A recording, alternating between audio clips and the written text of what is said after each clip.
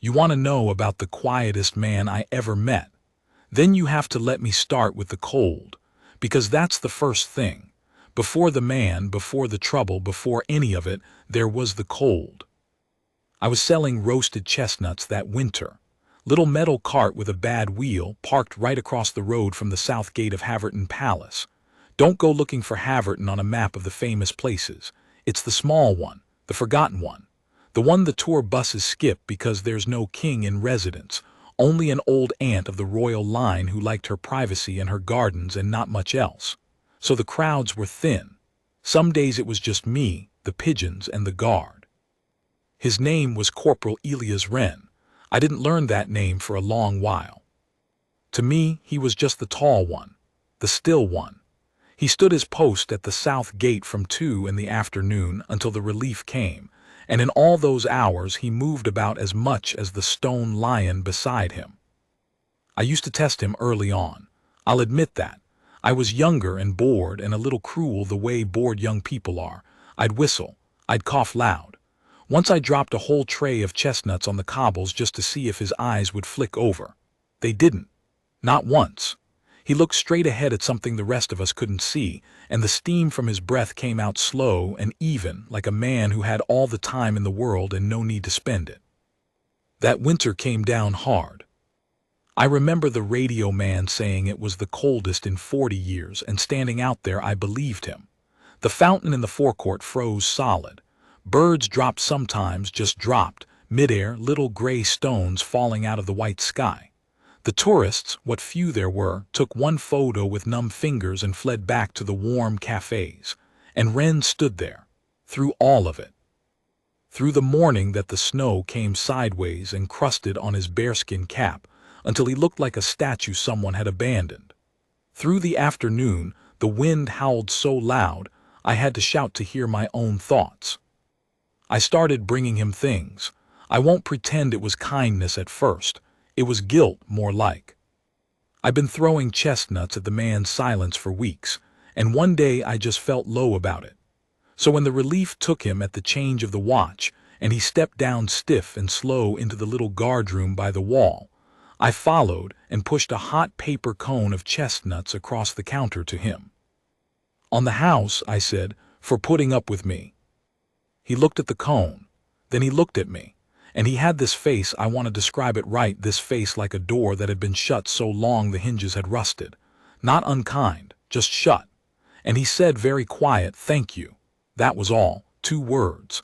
But he ate every chestnut slow, like each one mattered, and when he was done he folded the paper into a neat little square and put it in his pocket instead of binning it.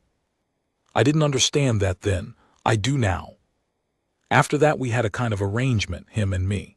I'd bring something hot at the change of the watch, chestnuts, or a coffee, or once a meat pie my landlady had made too many of, and he'd take it with that same 2-word thanks, and we'd stand in the guardroom not really talking. He wasn't a talker, but silence with another person in it is a different thing from silence alone, and I think we both needed the difference that winter. Bit by bit, though, the man came out, not all at once. A sentence here, a half-story there. The way you'd coax a half-wild cat in from the cold, no sudden moves.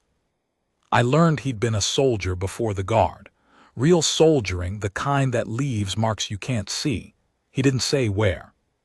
He just said abroad in a way that closed the subject like a fist. I learned he had no people left. Mother gone, father gone, a brother gone too, and it was the brother that hung over him, I could tell, though he never once said the how of it. I learned he lived alone in a single room 10 minutes walk from the palace, and that he had a habit of saving things. Bits of string, buttons, the folded chestnut paper.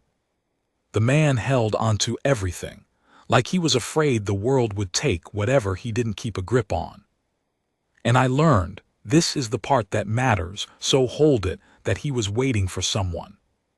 He told me on the coldest night of all of it. The relief was late, some mix-up with the rota, and we ended up in that little guardroom past 9 with the wind screaming and a thermos of tea between us. He'd gone quiet even for him, and then out of nowhere he said, "My daughter's coming, after the new year. She's coming to stay." I near dropped the thermos. In all those weeks the man had never said a personal word past abroad, and now this, a daughter. "You've got a daughter," I said like a fool. And the rusted door opened a crack and behind it there was light. "Maeve, she's 7, lives up north with her mother's people. He stopped and his jaw worked. It's been a long time since I had her, 2 years. There were reasons, court reasons, but it's sorted now. She's coming for the whole month. I've been," and here the great still man almost smiled, "you understand, almost, I've been fixing up the room, painting it. I found a little bed." I never forgot that. I found a little bed. The way he said it, like he'd found treasure. This man who stood like stone through blizzards and threw away nothing and let nobody in. He'd been painting a little room for a little girl he hadn't held in 2 years, and the thought of it was the only thing in that whole frozen winter that put a light behind his eyes. "That's grand, Elias," I said. I'd started using his first name by then. "That's really grand." "Aye," he said, and he poured me more tea. And we sat there with the wind trying to tear the door off its hinges, 2 men and a thermos and a small warm secret about a girl named Maeve. I think about that night a lot, because I didn't know how could I have known that the trouble was already walking toward us. Out there in the cold and the dark, somewhere past the frozen fountain and the dead birds and the shut-up cafes, the trouble was already on its way to Halverton Gate, and it had a face, and it would come on the worst possible night, wearing the worst possible smile. But I'm getting ahead. Let me slow down. Let me tell you about the man with the gray coat first, because he showed up 3 days before it all came apart, and at the time he seemed like nothing at all. He came at the change of the watch, stood across the road by my cart and bought nothing, just stood, hands deep in the pockets of this long gray coat, watching the gate, watching Renn. I clocked him because we got so few people, see, and a man who buys nothing and stands a long time in killing cold is a man worth clocking. He had a soft, pleasant sort of face, the kind you'd trust to mind your bag on a train, but his eyes never left the guard, and there was something underneath the pleasant face, some current running cold beneath the ice, and it made the back of my neck prickle without my knowing why. He came back the next day, and the day after, always the gray coat, always watching. On the 3rd day he finally spoke to me, light and friendly, while pretending to consider the chestnuts. "That one there," he said, nodding at the gate. "He been on this post long." "Long enough," I said. "I don't know why I went careful. Instinct, maybe. The same instinct that drops a bird out of a cold sky." "Renn, isn't it?" Not a question. He said the name like he owned it, like it was a thing he'd been carrying a long way and was glad to finally set down. "Elias Renn." The prickle on my neck became a cold hand. "Don't know his name," I lied. "They don't tell us, they're just the guard." The pleasant face smiled at me, and the smile didn't reach the eyes, and the eyes were doing arithmetic, and I understood too slow, far too slow, that this man had not come to Halverton for the gardens. "Course," he said softly, "just the guard." And he turned up the collar of the gray coat and walked away into the white, and I stood there with my hands shaking that had nothing to do with the cold. I should have said something to Elias that night. I've gone over it 1,000 times. The relief was on time for once, and Elias came down stiff from his watch, and I had a hot coffee ready and the words right there in my mouth. "There's a man been watching you, a man who knows your name," and I didn't say them, because he was smiling, almost smiling, telling me he'd hung a little curtain in the little room, a yellow one, because Maeve had liked yellow when she was small and he hoped she still did. And I couldn't. I couldn't put the gray coat into that room with the yellow curtain. I told myself it was nothing. A reporter, maybe. A man from the Rhoda office. I told myself I'd mention it tomorrow. There wasn't going to be the kind of tomorrow I meant. That's where I have to leave it for now, with the coffee going cold between us, and Elias talking about yellow curtains, and the gray coat somewhere out there in the dark, waiting, the way Elias was waiting, except one of them was waiting for a little girl, and the other was waiting for something I didn't yet have a name for. But I had a feeling, I'll tell you that, Walking home that night through the frozen streets, I had a feeling like the whole world was holding its breath. Like the cold wasn't just cold anymore, but a kind of waiting. And above the palace the sky was that strange heavy white it goes before real snow, the snow that buries things, and I pulled my coat tight and walked faster and tried not to think about a soft, pleasant face doing arithmetic in the dark. 3 days. That's all the warning the world gave us. 3 days and a gray coat and a name said like a debt. I'll tell you what happened next, but you'll want to be sitting down for it. The snow I'd been dreading came 2 days later, and it came like the sky had finally given up holding it. It started in the small hours and it didn't stop. By the time I wheeled my cart out, bad wheels screaming in the cold, the whole of Halverton was gone under white. The forecourt was a smooth blank sheet. The frozen fountain wore a tall hat of it. The little cafe across the way didn't even open. I saw the owner come, look at the drifts against his door, and turn straight round and go home. Smart man. Smarter than me. I almost didn't sit up. But I had this itch in me, this bad itch left over from the gray coat, and the truth is I didn't want Elias standing his watch with no one across the road. So I parked the cart, lit the brazier, and stood stamping my feet in the falling white, waiting for 2 o'clock and the change of the watch that would bring him out. He came right on time. He always did. Out through the side door, up the swept stone into position at the south gate, and the relief man went in, and then it was just Elias and the snow and me. He gave me the smallest nod as he passed. We had that now, a nod, and I saw something in his face I'd never seen there before. Not a smile. Bigger than a smile. A kind of held-down joy, banked like a fire under ash. When the snow let up for a minute, I crossed with a coffee, even though it wasn't the change of the watch, even though you weren't meant to. I just wanted to be near whatever it was lighting him up. "You're glowing, man," I said. "What's happened?" He didn't move his head, eyes front always, but the corner of his mouth went. "She's here," he said. "Maeve came up on the night train with her aunt. She's at my room now, sleeping. 2 years," his breath caught, plain as anything, this great stone soldier's breath catching like a boy's. 2 years, and she's asleep in the little bed under the yellow curtain. I looked in on her this morning before my shift, just looked at her. A long while. I felt my own throat go tight. "Elias. That's the best thing I've heard all winter." "She's bigger," he said, wondering at it. "I knew she would be, but you don't know it till you see it. She's so much bigger. And she remembered me. Her mother's people, they didn't make it easy these 2 years. I thought maybe she'd forgotten my face. But she came off that train and she looked at me and she said," and here the man had to stop and breathe through his nose, eyes front, snow on his lashes, she said, "Duh. Just like she used to. Duh." I'm not ashamed to say I had to look away and pretend the coffee needed stirring. "After this watch," he said, "I've got the whole month. Took every day they owed me and more. I'm going to take her to see the lions in the city, and the river. And I'm going to cook her. I'm a terrible cook, but I'm going to cook her something every night, and I don't care if she hates it." He almost laughed. I'd never heard him laugh. "Just a few more hours on the post. Then I go home to my girl. Just a few more hours." He said it like a promise.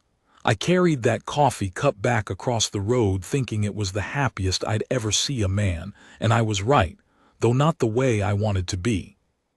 Because that's when I saw the gray coat. He was already inside the forecourt. That stopped my heart, seeing him there. The public weren't kept far from the south gate. Halverton was loose like that, being small and forgotten. But no one crossed the line of the swept path. No one came up close to the standing guard. And the gray coat was on the path. Walking up it, slow and easy through the falling snow, hands in his pockets, that pleasant soft face turned up toward Elias like a man admiring a painting. I dropped the coffee.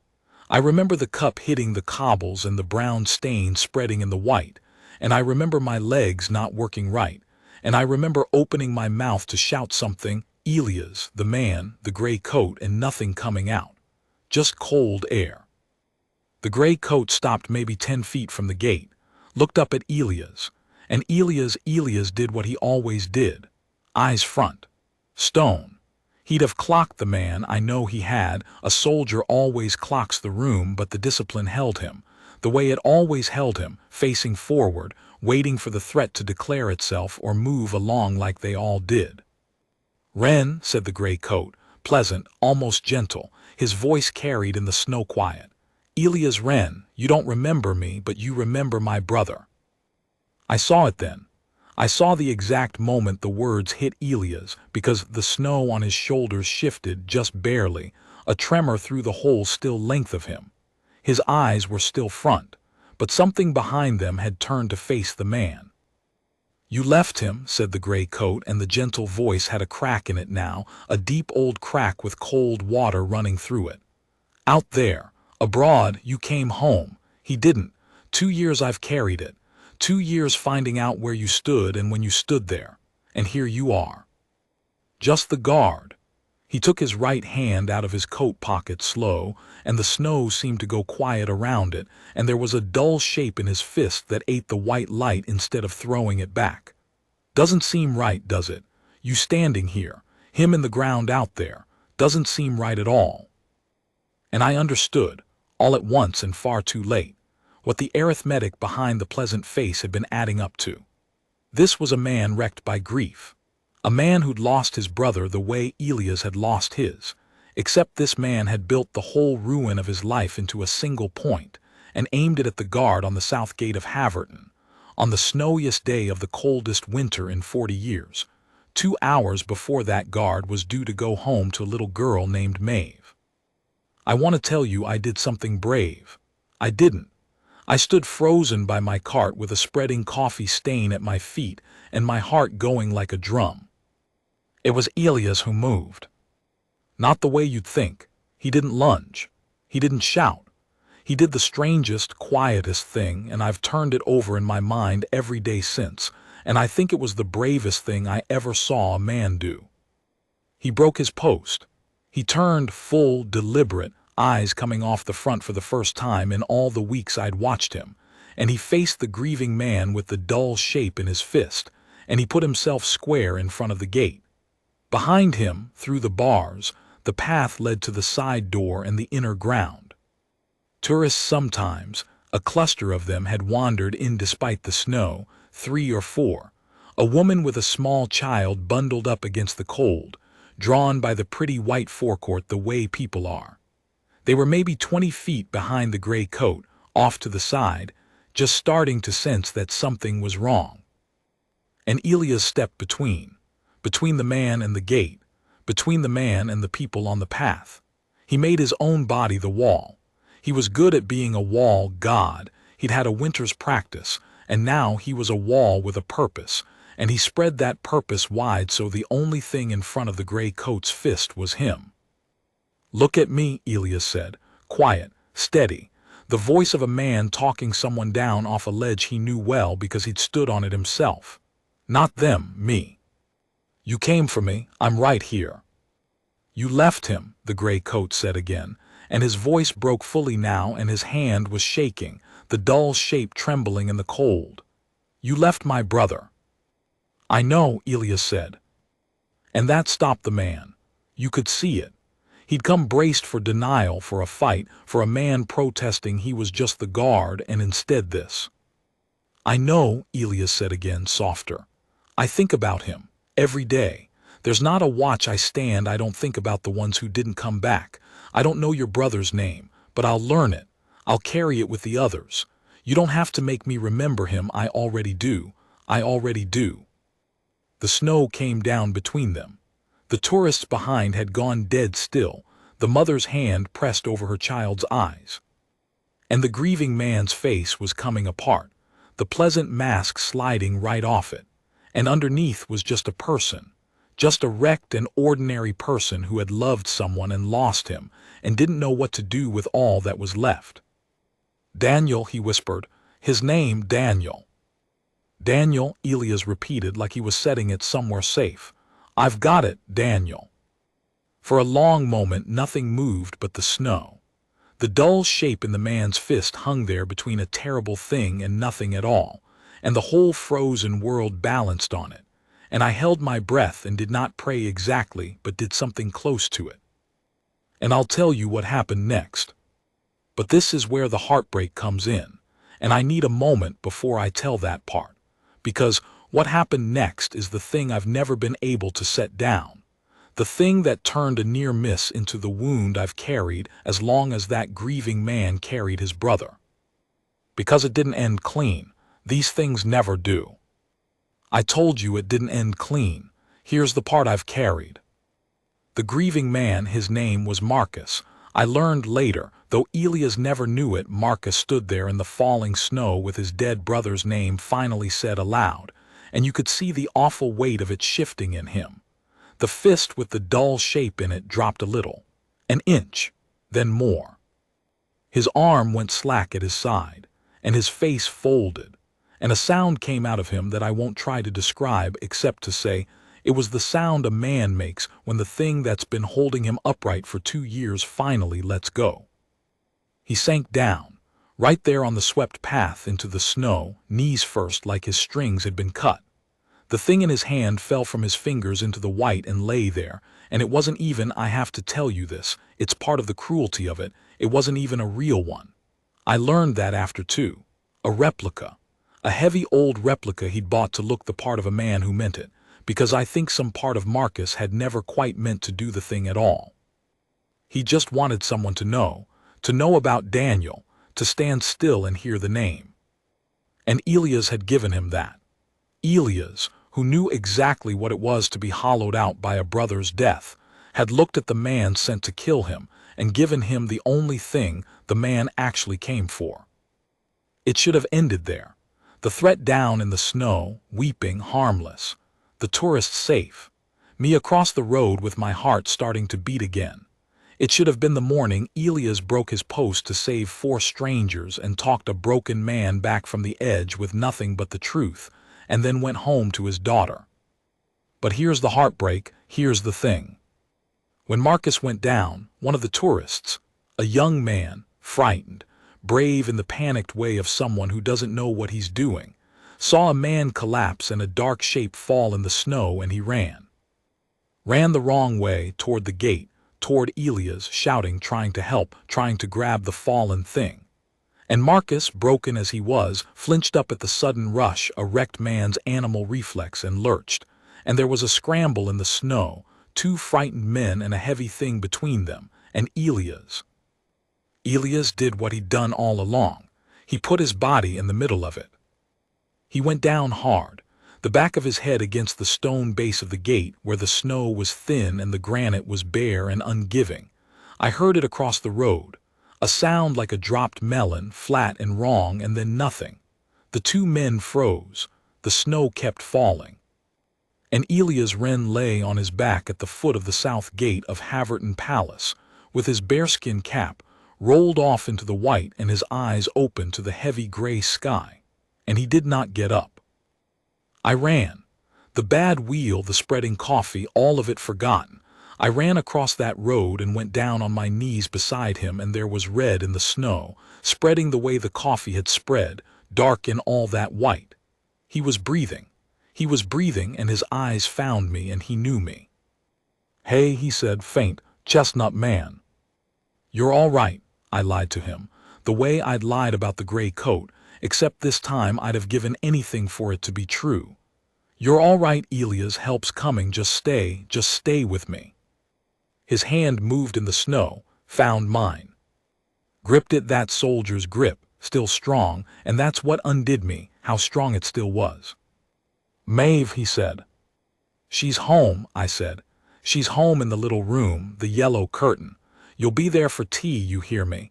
You said you'd cook her something terrible, you promised." Something almost like the smile crossed his face. The bench fire light low now, but there. "Terrible," he agreed. And then, with great effort, like it was the most important order he'd ever given in all his soldiering life, tell her I was coming home, that I was only ever coming home to her. Don't let her think I left her. Tell her her day was coming home." "You tell her yourself," I begged him. "Elias, you tell her yourself." But the grip eased, not all at once. Slow, the way everything about him was slow, the way the steam used to leave his breath on the cold mornings, even and unhurried, a man with all the time in the world.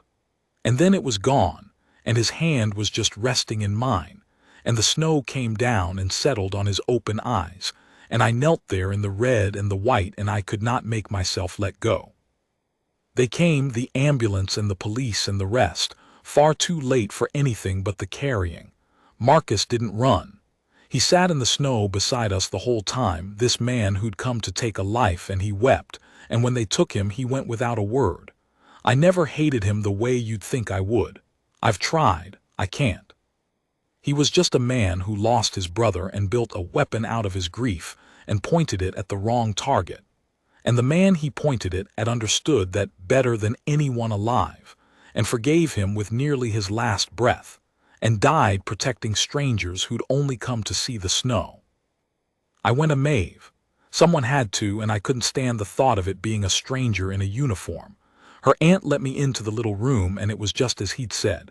The yellow curtain, the little bed, paint still fresh on the walls, a wall he'd painted with his own stone-still hands, dreaming of this. She was 7, and she had his eyes, and she looked at me and somehow already knew, the way children know. I told her what he told me to tell her. I told her her dad was coming home. That he was only ever coming home to her. That he broke the one rule he'd never broken, stood still through every blizzard but moved for her, would have moved the whole world for her. I told her about the lions he wanted to show her, and the river and the terrible cooking. I told her he saved 4 people he'd never met because that was the kind of man her dad was, the kind who put himself in the middle, the kind who was a wall when a wall was needed. She didn't cry, not then. She just listened, very serious, the way he listened. And when I was done, she reached over to the little bed and picked up something and held it out to me to see. It was a folded square of paper, old chestnut paper, gone soft with handling. "Duh sent me this," she whispered, "in a letter. He said it was from his friend who gives him warm things on cold days. He said," her voice wobbled just once, "he said I'd meet you. He said you were nice. I have it still. He'd kept it all that winter, the first thing I ever gave him, the gilt offering, the cone of chestnuts I'd folded, and he'd pocketed instead of binning, kept it and sent it to his daughter, this man who saved everything, who held tight to whatever the world might take. Of all the things he could have sent her across 2 years and all those miles, he sent her that. A scrap of warmth. Proof there were kind people in the cold places. Proof her da had a friend. That was years ago now. The cafe across from the south gate is still there. There's a small brass plate set into the stone base of the gate, low down, where the snow gets thin. Most people walk right past it. It just gives his name and the dates and 3 words underneath that Maeve chose herself, years later when they asked her. Only coming home. She's grown now. She comes by sometimes when she's in the city. We get a coffee. She has his stillness and his way of holding tight to things, and, thank God, more of his light than he ever let himself show. She kept the chestnut paper. She'll always keep it. It's the kind of thing her da would have done. People ask me, when I tell this, why I still set up the cart across from a gate where the man I'm waiting for is never coming out. And I don't have a good answer except this one. He stood his post through every cold there was, and never asked a soul to keep him company, and the one winter someone did. It turned out he'd been keeping us, all along, the whole frozen while. So I keep the post now. Somebody has to.